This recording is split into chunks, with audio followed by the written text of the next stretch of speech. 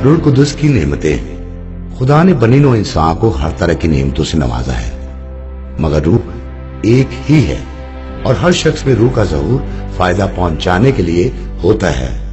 इसलिए रूह कुदस ईमानदारों में बसेरा करता है।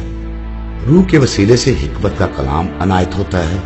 रूह कुदस इबादत करने वालों का मददगार है। रूह कुदस के असर से दुआएं कबूल होती हैं। रूह कुदस खुदा से मिलाता है।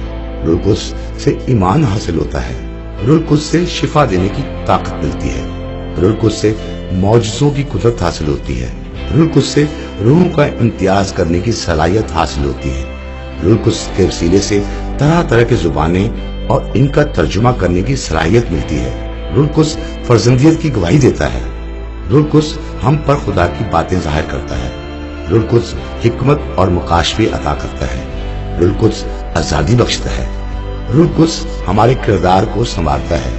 रूह कुदस हमें बदलता और इख्तियार बख्शता है। रूह कुदस हम में रूहानी फलों को पैदा करता है, हमें पाक करता है, ईमानदारों को कुव्वत बख्शता है, मुर्दों में से जिंदा करता है, गुनाहों को जाहिर करता है और हमें बहाल करता है, हमें मामूली बख्शता है और हमें जोर बख्शता है, मसीह को जलाल बख्शता है।